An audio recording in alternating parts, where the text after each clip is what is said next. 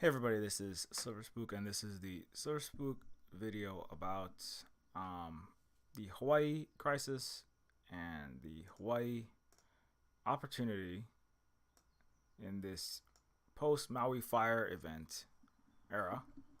And kind of want to start with just the main topic that I kind of want to talk about is like centering around this new article. The thing that I think was interesting, as you can kind of see, the there's a corporate logo up in the top left of the screen there.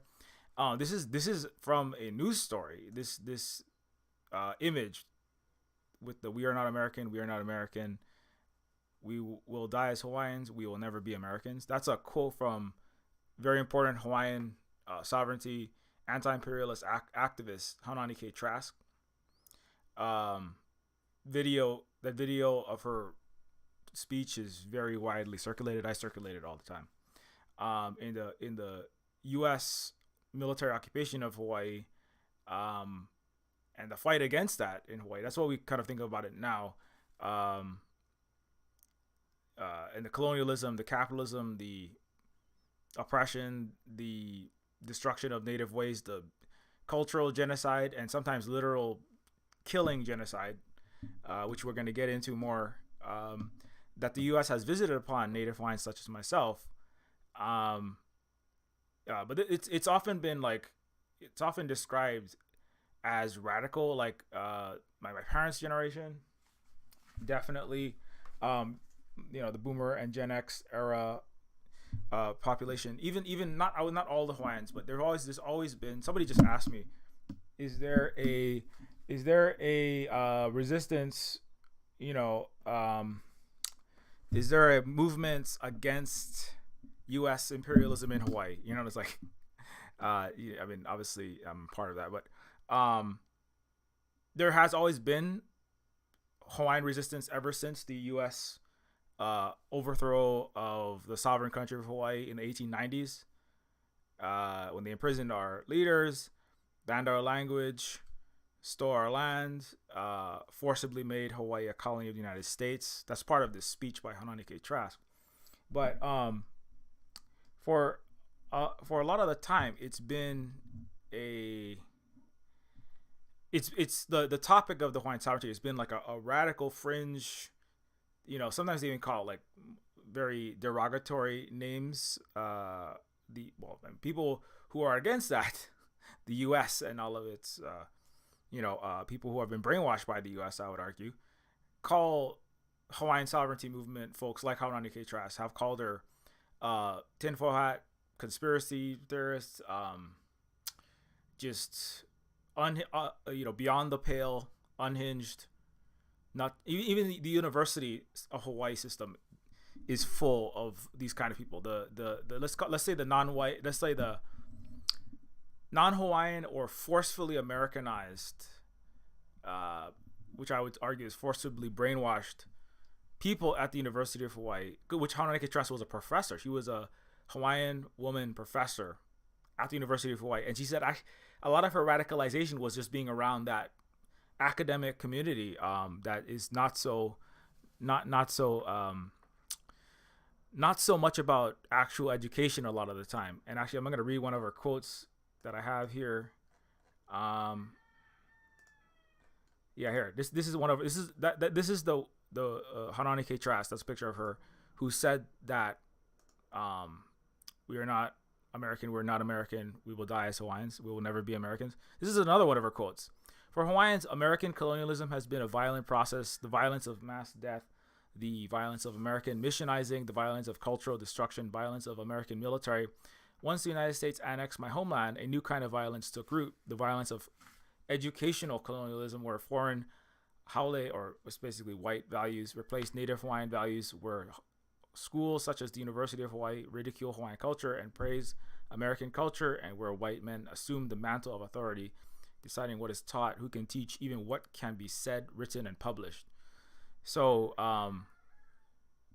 and so the reality is that the educational system itself, which is part of the imperial system, which is often not recognized. I was just reading recently um, a description of Naomi Klein just released this book called Doppelganger. Naomi Klein is like a famous, it's liberal, progressive, sometimes described as left. I would argue it's a lot of her stuff, unfortunately, veers into the it veers more into the liberal lanes. But she kind of talks about how there's like the new book Doppelganger. I'm not trying to do a ad for that, but I just read it. But I was just thinking about this. In it, it's a trip into mirror world where there's these people who are right wingers who have this alternate reality that they live in, right?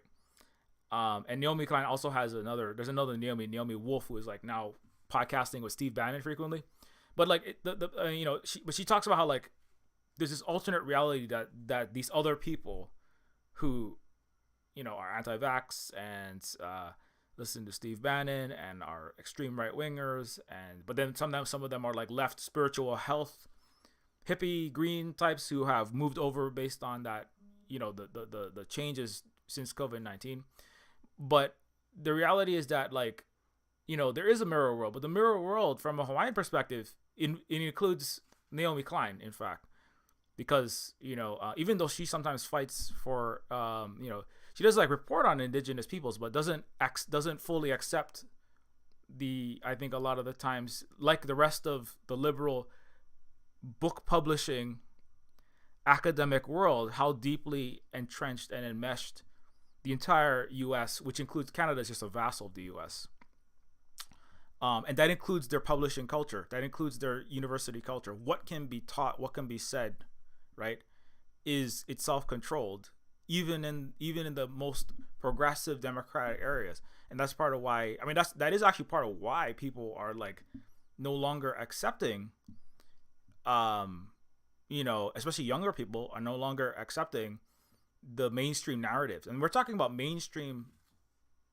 just mainstream Western narratives. That includes Democrat and Republican. There's very little daylight in their actual policies between them when it comes to economics, when it comes to war, when it comes to all those things. And so the reason why I bring that up is that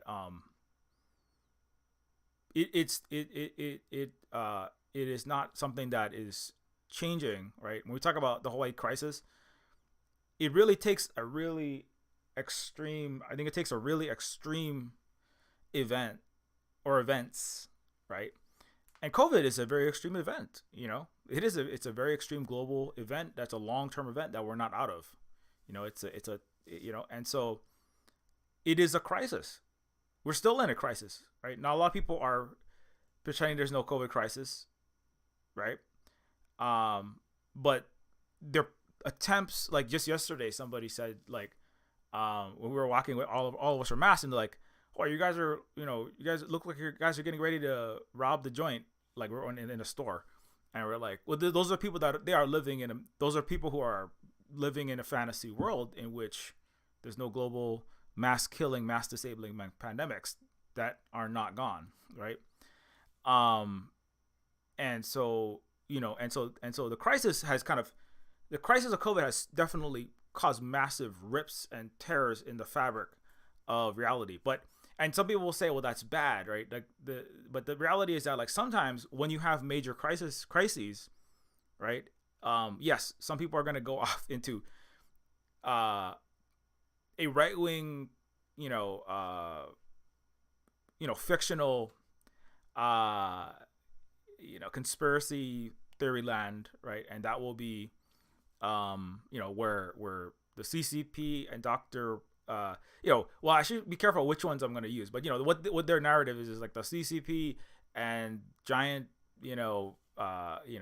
microchips are going to come into your body, and directed energy weapons are going to, shoot COVID into you, or it's just a lot of ridiculous stuff. Sometimes people go off into, they leave one fictional brainwash fantasy and enter another one, right? But the reality is that the crises, they do change things, right? And that's not good. It's not good people are dying from COVID. It's not good that people died in these Maui fires. But they do create opportunities for people to exit, exit the narratives that they were locked into. So, for example, right? Now, and sometimes some people have been radicalized by COVID, and they're saying, "Well, you know what? I think that we need to get rid of the capitalist and imperialist system because this system is millions of people died, a million people died in the U.S. And corporations pushed the U.S. government to keep things open and stop lockdowns because it benefited, big stores like Walmart. It helped, hotels and airlines make money. It helped, stores in general stay open, which was good for capitalism, good for the corporate profits, bad for people who all died. Whereas in China, where they locked down, basically nobody for the first several years, there's basically, 100 to 500 times less deaths. Almost nobody was dying there, and not just dying, also getting terribly sick for the first period, right? And so people saw that, right? People saw people spitting in nurses' faces and calling them, vile demons for wearing masks and all this horrible stuff, right? Because a lot of the nurses, a lot of doctors, a lot of healthcare workers were radicalized. They were like, we have to take down this entire, this system is not, it wasn't functioning before that, but it definitely is not functioning now, right? And millions of healthcare workers were burnt out. Some of them died while trying to save people who didn't want to be saved. And so that was this is one of many, many, many impacts of COVID that created this massive crisis, right? That radicalized people. It drove people into some people, like in the crisis. The crisis is like people are like inside of one particular basket. The crisis shakes that basket. Now some people fly out of that basket into a worse basket, but some people will enter, another better reality, which is we have to, they'll actually be on the left maybe, or they'll actually, be in maybe they'll enter reality, because the reality is that a lot of people describe, the right, like the far right, Trump is still president, and a directed energy weapon is being shot at my house from the CCP right now, right? And that a lot of people in the Western mainstream will say, well, that, or the Western, what is called the progressive or liberal area, will call those people disconnected from reality. But the reality is that the entire West is disconnected from reality, right? So people have to be shaken out, right? Because you're living under a capitalist, racist, imperialist, planetary nightmare, and so just going to school in the West is diseducation, right? Like I often argue. Certainly for Native Hawaiians, it's literal genocide. That's why we don't send our kids to school, because they punish children for speaking Hawaiian in Hawaii, and they teach them lies about history, like what the U.S. has done in Hawaii. So the crisis is opportunity for people to finally enter. The crisis is an opportunity for people in the West, U.S. included, to enter reality, actually, right? You could go further from reality and live in right-wing fantasy land, but, you might actually enter reality, which is called, accepting the depths to which the Western order is falling apart, and BRICS is, and the multipolar world, and the historically colonized people, and the people who have suffered the most under the capitalist colonialist era are rising. Now, some people are not accepting that,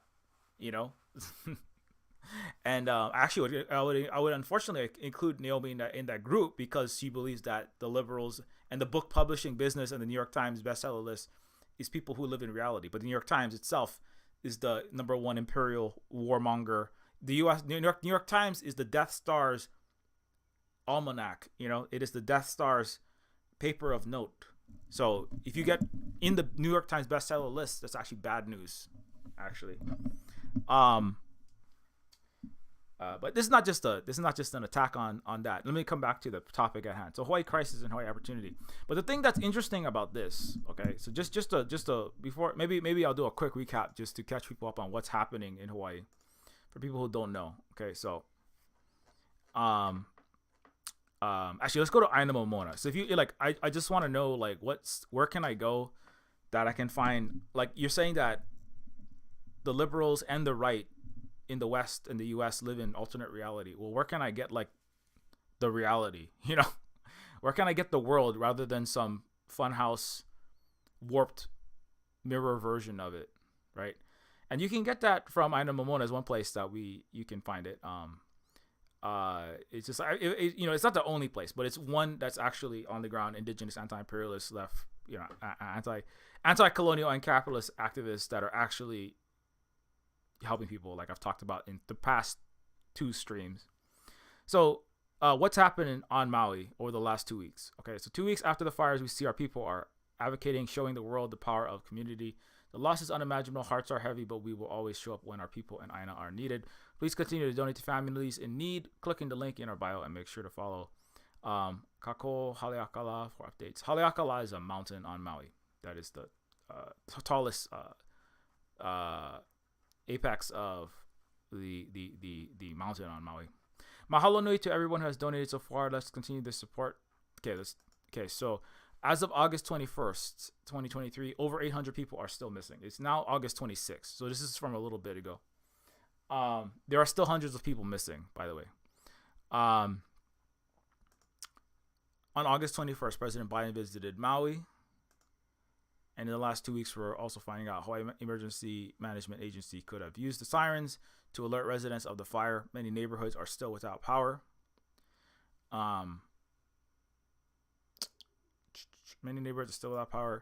Meanwhile, our community established resilience hubs to feed displaced survivors. I talked about that a lot last time, the aftermath, right? So you can watch the previous video if you want to learn more about how FEMA, number one, another important thing, just in case I forget to say, FEMA and the Red Cross are horrible agencies of domination. They're imperialist agencies that built 6 houses in Haiti and ran away with hundreds of millions of dollars. Not joking about that. I've known multiple people who have been in Haiti after the disaster, and U.S.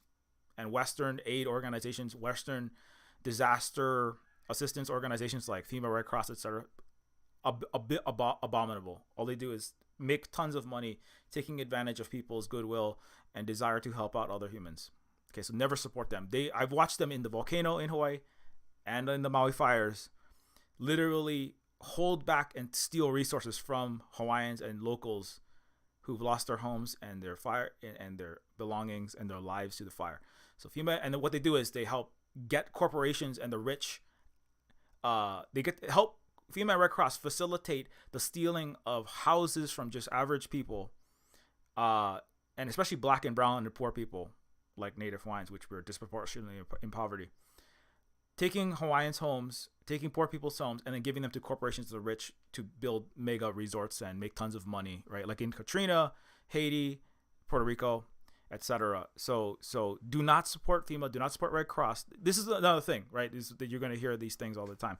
You're going to hear this. You're going to hear support Red Cross on the news, on the CNN, on the Hawaii news. By the way, all Hawaii TV's news, KITV, KHON, I looked it all up. They're all owned by American multi-billionaire conglomerates. There is no authentic Hawaii. If you read anything that says Star Advertisers, anything that says Hawaii News, it's all corporate American imperial capitalist owned. There's no authentic Hawaii news. And then there's the right-wing conspiracy theorists who show up with the directed energy weapons, and Steve Bannon does his podcast with that guy in Hawaii, right? That's actually a good example. The crisis creates opportunity for people to leave. And some people are going, well, the reality is the Chinese Communist Party is shooting directed energy weapons, you know? And then so then you're leaving your fantasy for another fantasy, right? But then you can leave the fantasy under reality, which is the actual Hawaiian anti-imperialist, indigenous anti-colonial resistance to the U.S. Illegal occupation. But despite everything, the people of Maui remain strong, with united and led with aloha. What you can do to help Maui. So the messages of hope for Lahaina, wear red in solidarity. That's why, well, I'll talk about that later. But I was recently wearing red on a public event in support of Lahaina. Record or write a message speaking directly to us here in Lahaina, or of aloha, hope, and solidarity and encouragement.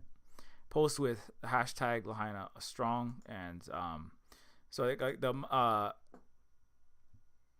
that symbol is actually a symbol that it resembles the Mauna Kea action when there was a big anti-colonial, anti-capitalist action of Native Hawaiians against the U.S. illegal project on Mauna Kea, and there's a similar image there.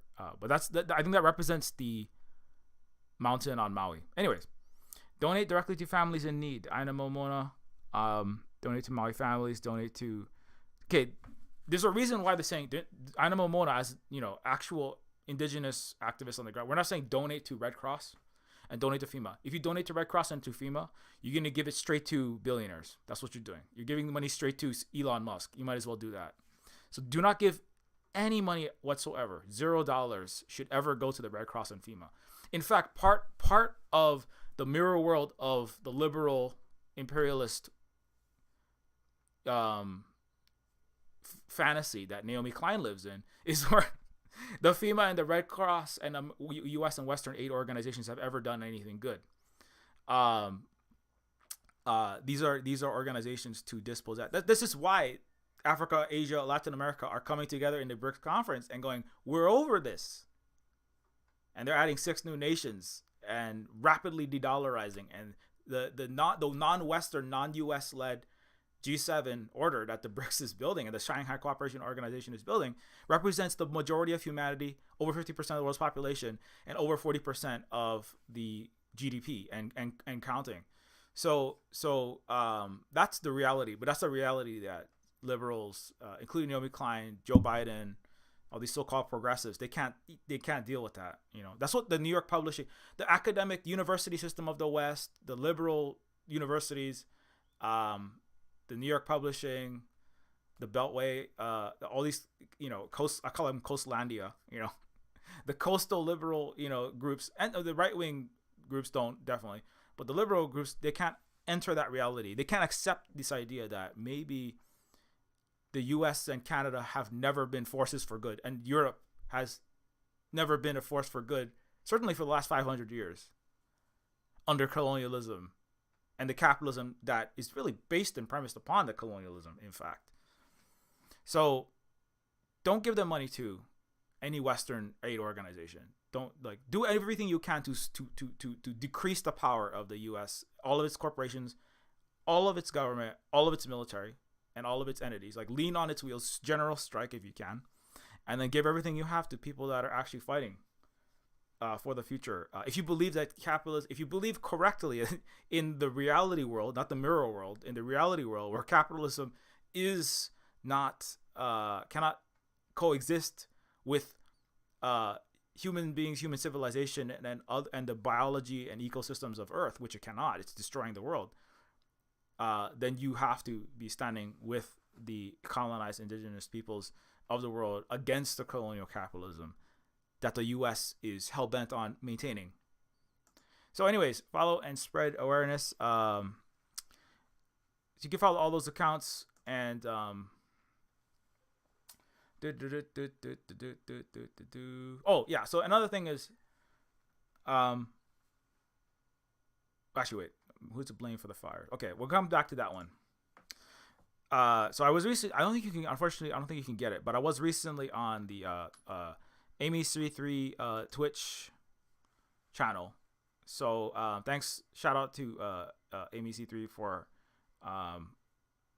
bringing me onto the show. I don't think you can get access to the lives, unfortunately, but maybe it'll come out as a podcast with Unelectable Airwaves and Amy3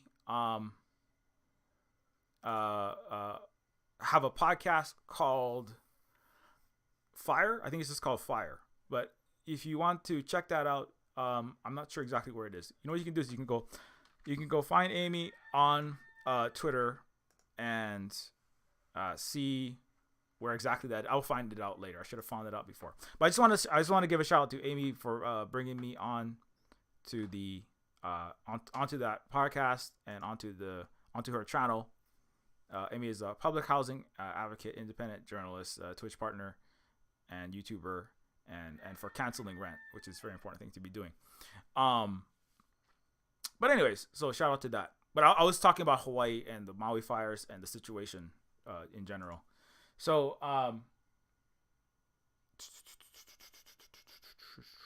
okay, let's jump back to the present because I gotta get off soon. So the reason why I made this the thumbnail for this video is because I think it's very interesting. Like now, like the situation with the fires, again, it's ongoing. The crisis, like COVID, is a continuing crisis, right?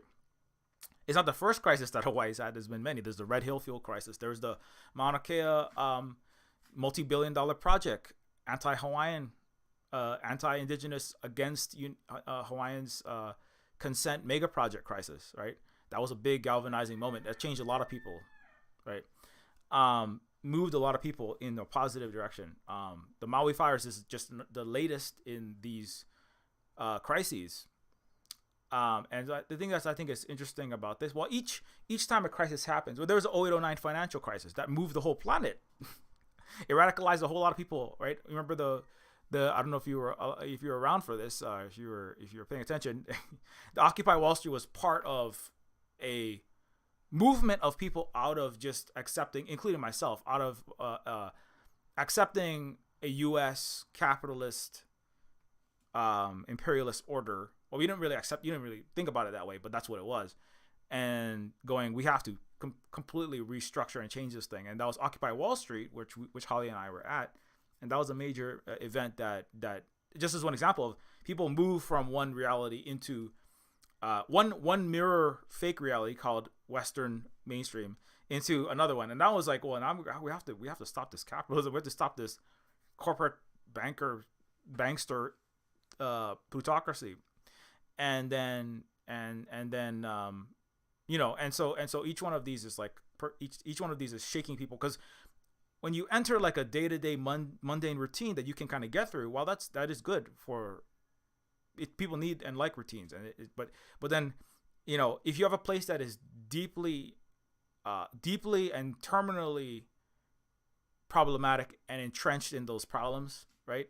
And if you're in too much stasis in badness, in not just like a little bit of problems. I mean, the whole system completely rotten, but you're in stasis. That's actually not good, right? And so that's why it's the crises. They're not the crises themselves are not good, but the crises are unfortunately necessary to move people, right, out of their comfort and their complacency to make the changes that need to be made, or move people into the potential, into the trajectory of being able to organize, which is necessary collectively to make the changes that need to be made, and get educated, right? Because you don't want to hear, right? Nobody wants to hear. People are not like willing to listen very much or at all when they're very comfortable. It's part of why the West is like not changed and everywhere else changes, because everywhere else is like not comfortable. Like the global South, not comfortable, right? Colonized places like Africa, Asia, Latin America, not comfortable. So they're like, wait, how do we?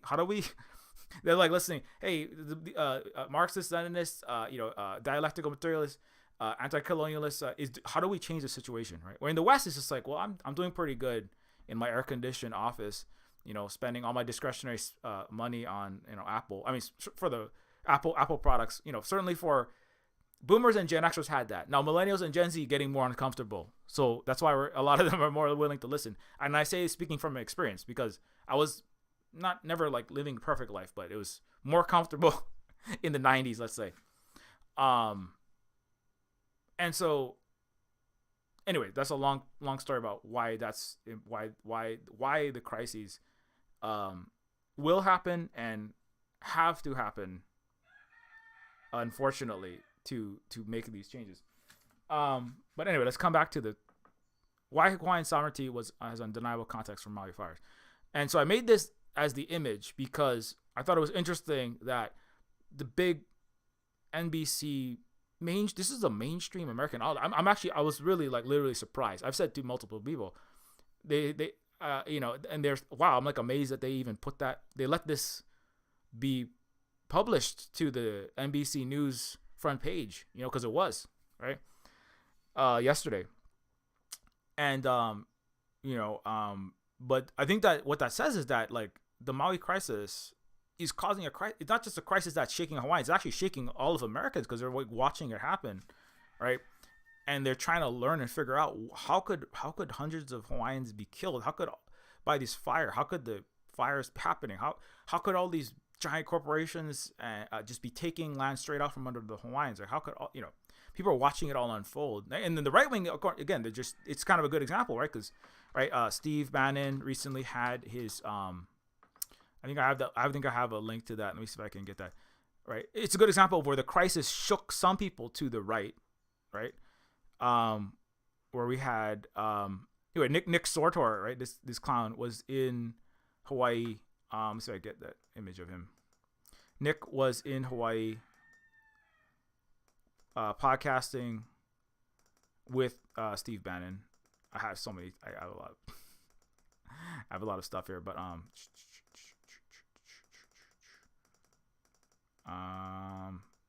as you can see, I have a lot of How 90K Trash, We Are Not American constantly up there because it's about, repetition, and a fire hose of information is really what changes people's minds. Most people don't actually listen to reason. Otherwise, Klein would stop saying anti-China shit all the time. But anyways, okay, where's Nick? I lost it. Let me just find Nick, this guy was in Hawaii, and now he's still, right,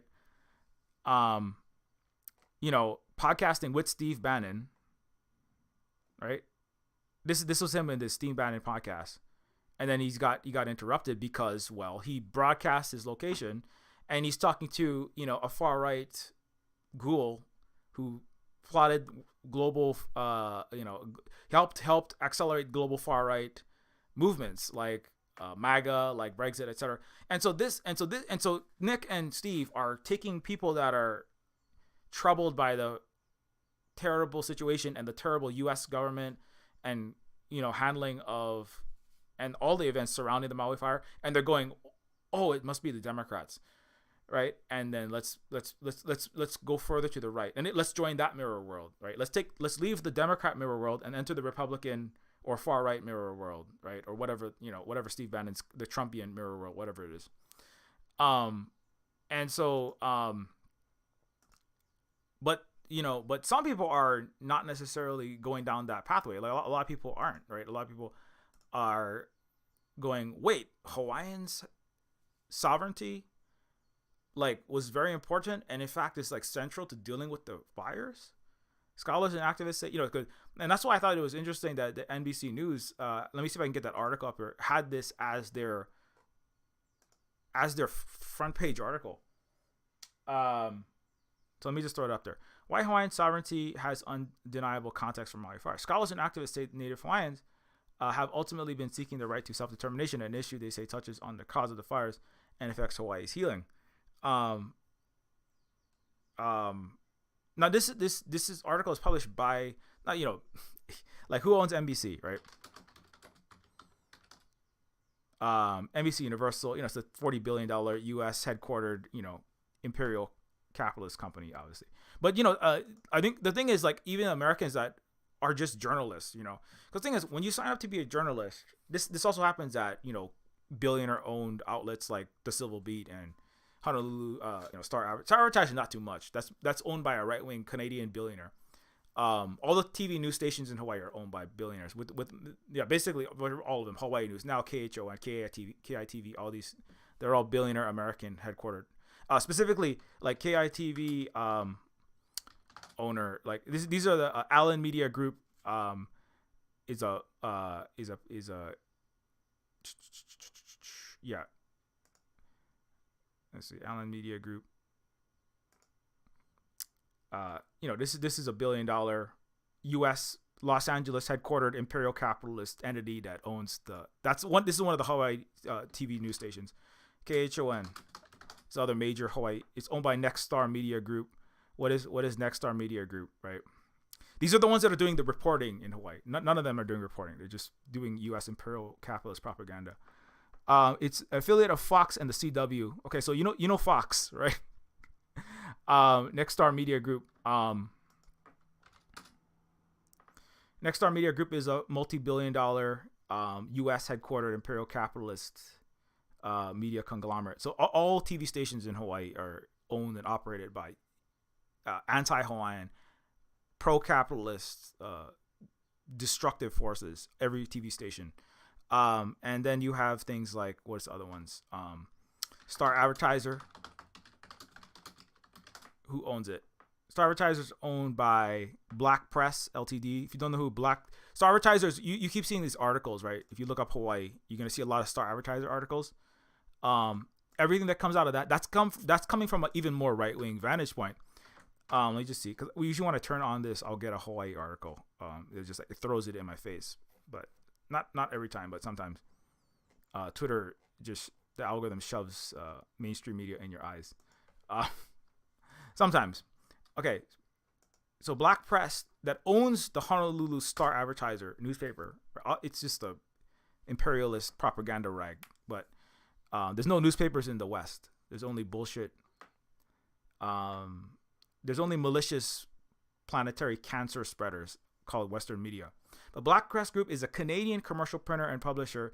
They're a multi-billion-dollar entity. They owned by David Black, who is he's personally connected to the fossil fuel industry and wants push fracking and more indigenous land stealing so that he can develop more fracking, tar sands, and more dirty oil. That's his pet project. The guy who started Black Media. So anyways, so Black Press has 1,295,000 publications, combined circulation. They have 70 in British Columbia, 11 in Alberta, 2 in Northwest Territories. Black Press publishes in the United States, under two subsidiaries, in Oahu Publications in Hawaii, Sound Publishing in Alaska and Washington. The company also owns Northern News Services and Yellowknife, Northwest Territories. So this Canadian conglomerate, right, this Canadian mega corporate entity, right, publishes the Star Advertiser, right? It publishes in Hawaii, it publishes in Alaska and Washington. So it's really kind of weird, right? It's like, why is there a Canadian? Conrad Black was the founder. Why is there a Canadian, mogul, fossil fuel mogul run press that's publishing Hawaiian newspapers, right? Yeah. Oahu Publications was also formed under Black Press 2001 after acquiring. So the Star Bulletin, which turned into the Star Advertiser, that was all bought and owned by this Canadian billionaire, or Canadian, big capitalist corporate pro oil operation. So when you read news in Hawaii from Star Advertiser, you're reading Canadian oil oligarch news. That's what you're reading, right? They have no desire to stop climate change. They don't care about Native people. The reason why I think it's Canadian is probably because Canadians are good at committing genocide against Native people, like at residential schools, right? And like forcefully inserting IUDs into 9-year-olds. That's what Canada excels at, killing indigenous people and wiping them out to steal land. So that's why the U.S. pushes Canada into Africa, South Central America, into wiping out more of the Native people, right? Because Canada has 4%, it has a much higher Native population per capita than the U.S. So the U.S. pushes Canada to wipe out Hawaiians, to genocide Hawaiians, push for genocide in Hawaii, and push for genocide in Canada. But the U.S. itself loves genocide, but the U.S. is too busy trying to fight Russia, China, and BRICS all at the same time. So Canada, you go kill the Native people. That's Canada's job. So, but anyway, I'm being slightly flip with that, but I'm not joking about any of that. That's the Canada. Also, and 30 Canadian universities, Justin Trudeau himself, and the Canadian government sponsored the 30 Meter telescope, a multi-billion-dollar boondoggle that 600 plus astronomers, including the supermassive black hole imagers of the Sagittarius A star entity at the center of the Milky Way. Remember that famous picture that was all over all the space and astronomy news? Like all the best astronomers say we don't need that project, but Canada and Justin Trudeau and Canadian universities all push for that project. Why? Because Canada's job is to annihilate indigenous people, steal more land to make more money for big fossil fuel, big gas, big minerals and big resources. Over 50% of all natural resource, gas, silver, gold, copper stocks are traded in Toronto in Canada. It's a disproportionate. It's like I think it's up to like 70% of all international mining stocks is traded in Canada, right? Because Canada specializes in annihilating indigenous peoples. Also, multi tens of billions of dollars of African resources is wrapped up in Canadian, Canadian owned entities. So it's a really Canada is like really punches above its weight in committing genocide and colonialism. That's why they have Naomi Klein and people like to pretend like they do anything good. So they talk a lot about loving indigenous people because they kill more indigenous people than anyone else. So, anyways, so Canada, Canada and your corporate oligarch, why you own Hawaii newspapers? Anyways, amazed that Hawaiian. So anyway, but the reason why I bring that up is because I'm not here to be, obviously I'm not like pro NBC News. I'm not like, oh, this is so great that we have this wonderful news media like CNN and MSNBC and Hawaii News Now and Star Advertiser and KHON. Oh, these are all foreign imperial capitalist owned operations. They lie all day long. All they do is put Hawaiian, 6-foot Hawaiian Filipino man, commits murder, blah, blah, blah. All they do is racist, anti-Hawaiian, pro-cop. All cops are good. Hawaiians are terrible propaganda all day long. That's all they fucking do. Every news station should be abolished in the West. Every newspaper and news station, all outlets should be abolished, if you ask me. But they're not going to abolish themselves. But what I think was interesting is that NBC News, as a giant media conglomerate, right, does have reporters. The thing is, the reporters in these organizations, right, even like Civil Beat is not quite as terrible as these other ones, but the Honolulu Silver Beat, where you're going to read a lot of these articles, right? So so the Civil Beat is owned by Pierre Omidyar. Just so you want to, Pierre Omidyar. Philanthropist, billionaire, arms dealer, playboy, Pierre Omidyar. Pierre Omidyar is CEO of eBay. He's a multi-billionaire. He lives in Hawaii, like many other billionaires. Hawaii is the highest concentration of billionaires in the world. And so Pierre Omidyar is the owner. He is a terrible, horrible person who owns hundreds of millions of dollars worth of Hawaii. Now, he does sponsor some journalism sometimes, but it's mostly accidentally. His net worth is $8.7 billion. Larry Ellison, right, owns Lanai, one of the top 10 richest people on the earth. Bill Gates, Bill Gates tried to buy all of Maui one time, but Hawaiians actually said, no, you can't have our entire 100,000 plus person of island of Maui. He tried to shut the whole island down, but Larry Ellison did buy all of Lanai. But the U.S. is constantly trying, with their billionaires and the U.S. military are constantly trying to eat Hawaii all the time. And so this guy is, he's an Iranian sellout who hates Iran, right? And he is trying to get his own country overthrown by backing the U.S. empire. And with Elon Musk and his Starlink, Color Revolution's there to continue colonialism. So that's who this guy is, right? He's a horrible fucking asshole. And he owns another newspaper in Hawaii. Is called the Civil Beat.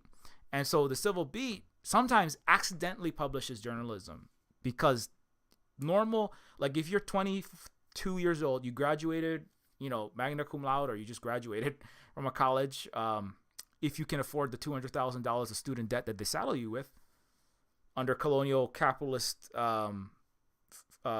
this education system called the University of the West. If you're intelligent, or if you're just a human being who wants to help people in the world, you go to China, because university is $700 a year.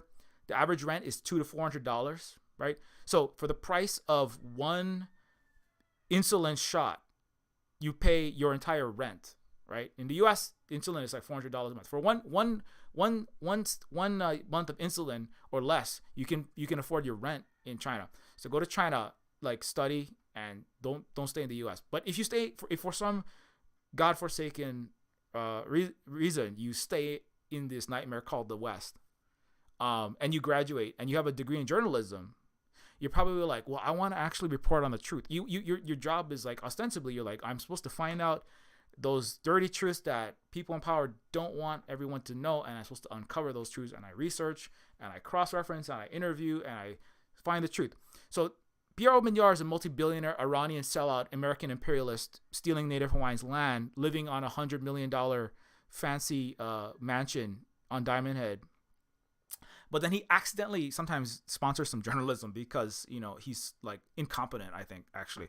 He should be more like a star advertiser and just 100% make sure that everything that comes out of that is just racist, pro-US, anti-Hawaiian stuff. But that star advertiser is more competent at killing Hawaiians and just maintaining imperialism and colonialism, right? That's why they hid the facts about the fire for a long time until it was hard to cover up.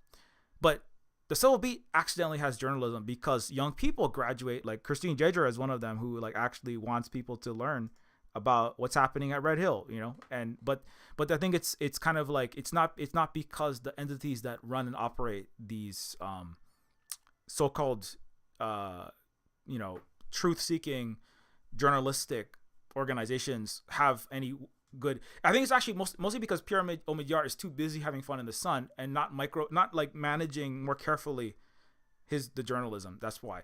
See, Black Media, you know, Gray Media is the one that owns Gray Media Group is another mega media group that owns a lot of Hawaii's Gray Television own multiple, at least one television company in Hawaii. Let me see if I can get that. Yeah, so KGMB, KHNL, KFE. If you're in Hawaii, you know these. These are all owned by CBS. They're all owned by Gray Television. What is Gray Television? Gray Television is a American. Let's see, Gray Television. I just want their Wikipedia entry.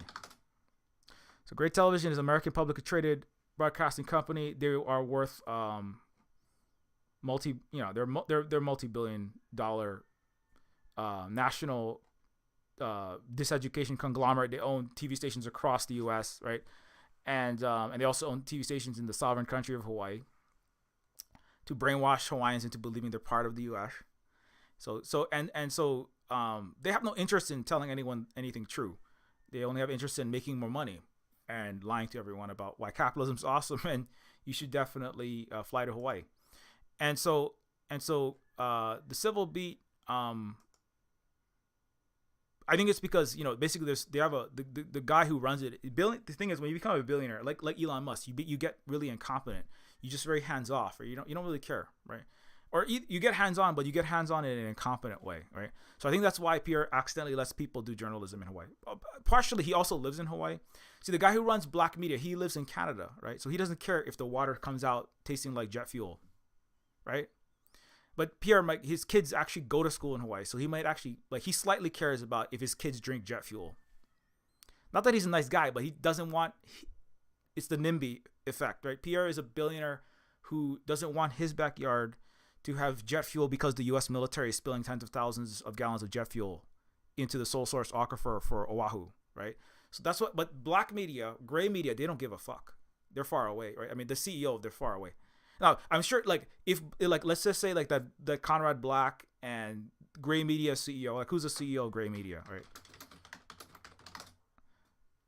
Okay, so Hilton H. Howell, CEO of Gray Media, what is his net worth? Okay, so Hilton H. Howell is worth $45.9 million, right? He runs multiple TV stations, KGMB in Hawaii, right? Now, when Hilton Howell and his friends, right, are living, where does he live? Okay, so he lives in Atlanta, Georgia. So Hilton, he doesn't care, right, what the water tastes like in Hawaii. He doesn't care if his children are going into comas, having seizures, and having body-wide rashes that are like, you know, uber chickenpox because gasoline is all over his children's body. But that's because Hilton Howell, right, he lives in a private exurb somewhere in Georgia.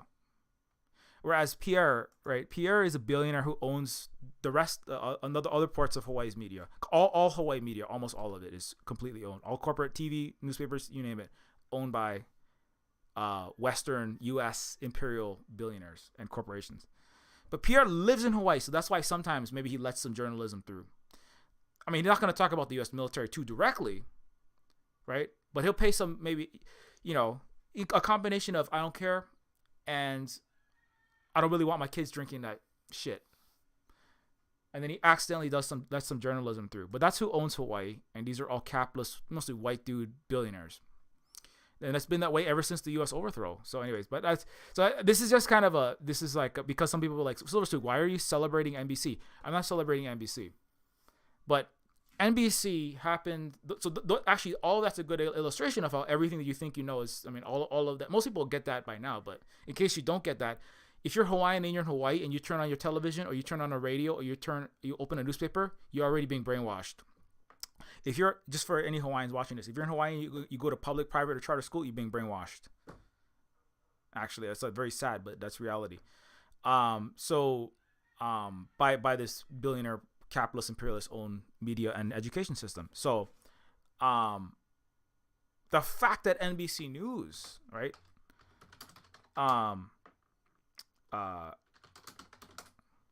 The fact that NBC News, which is headquartered in Philadelphia, again in America, obviously, is the CEO is Brian L. Roberts. He's worth $2 billion. So this guy is doing better than the KGMB, the Hawaii news station owners. I mean, he's actually doing very well for himself. So that's really good for him. So the Comcast Corporation, right? So Comcast Corporation doesn't have the interests of Hawaii at heart, obviously, right? But the interesting thing is that NBC News, even there, there's a reporter, again, might actually have a conscience, right? Giant planetary imperialist capitalist conquistador Comcast doesn't care a shit about anyone, right? But the human beings who have degrees in journalism might show up and they'd be like, maybe I want to report the truth a little bit, right? So they start listening to people like me. This is the reality, is actually social media. Because the other thing I don't like about Naomi Klein's book, or not necessarily the book, but what she was saying about Mirror World, right, is that she's saying that in the book there's a passage that says social media is all about clout chasers, and pretending to be a victim is how you get more clout. And everyone is a bunch of disingenuous clout chasers. But the reality is, Naomi Klein, the New York book publishing world is a giant clout chasing operation, right?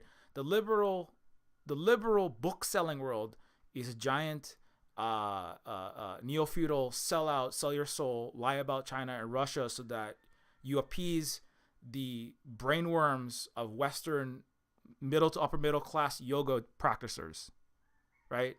That's why Naomi Klein doesn't care about BRICS and doesn't really care about the global south. Otherwise, she would stop saying things like China has a social credit dystopian Orwellian social system and their authoritarian regime is destroying the world. But she says stuff like that because why? Because she chases clout by trying to get audiences with NBC, the big corporate book publishers, the university system of Canada and the US to sell her shitty books. So, why do you insult Native Hawaiians like myself who can only get the truth out through social media? Because your corporate university masters that sell your fucking books for you, Naomi Klein, won't publish our thoughts, which is what Haunani K. Trask was talking about. So I just wanted to throw that out. So Naomi Klein, why don't you actually listen to Native Hawaiians and stop calling me a clout chaser when I'm trying to get the motherfucking truth out? Because all your liberals own all the media. So, anyways, I'm not saying I love Elon Musk or I love Twitter particularly. I wish it was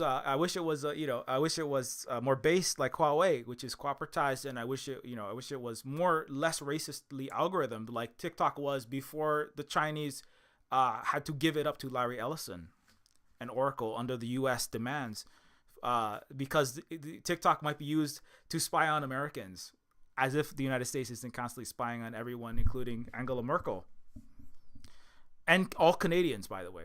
But anyways, let me come back to. But that is a direct response. So social media, yeah, it can further right wing. It can further crises with social media, right, where people are looking at their screens in quarantine during COVID-19 can further. Some people might end up going into a right wing fantasy. They might go into not right wing. People might leave the Democrat fantasy and enter a Republican or a Trumpian fantasy, right? But those are all right wing fantasies because the Democrats are the worst right wing. The Western liberals and progressive and left is like the worst right wing. So I left in quotes, because they get all the damage done in Africa, Asia, Latin America, right? While pretending to be helping anyone. Naomi Klein calls Canada a democracy. That's laughable. That was like, I started laughing when I read that. So anyways, don't read any of her shitty books. And Naomi Klein come back with something fucking legitimate, like for example, stop lying about, stop being one of the top so-called progressive booksellers while making shit up about the other 90% of the world. How about that? Right? How about stop insulting people who are like actually trying to get the fucking truth out using the only platforms that we have. A lot of times it's not the best platforms, but it's the only ones that we have. Because where am I supposed to reach? Where is people like me? Where are indigenous people like me? Where is Aina Momona? Where's Native Hawaiians, like, right, that are not in the business of selling millions of dollars worth of books so we can go do fucking yoga? We can go do fucking yoga at Burning Man. Where are we supposed to get our information out if not social media? Because it sure as fuck ain't the New York Times bestseller list. I'll tell you that. So, but anyways, that's me like reading that. I'm reading that Guardian article this morning. I'm just like, it's like, this is not just an attack on her specifically. This is because like there is important research. There was even an article co-published with a Native Hawaiian in the Guardian, but that makes it even more insidious because you can do some good to help out indigenous people. Shock doctrine is not false, right?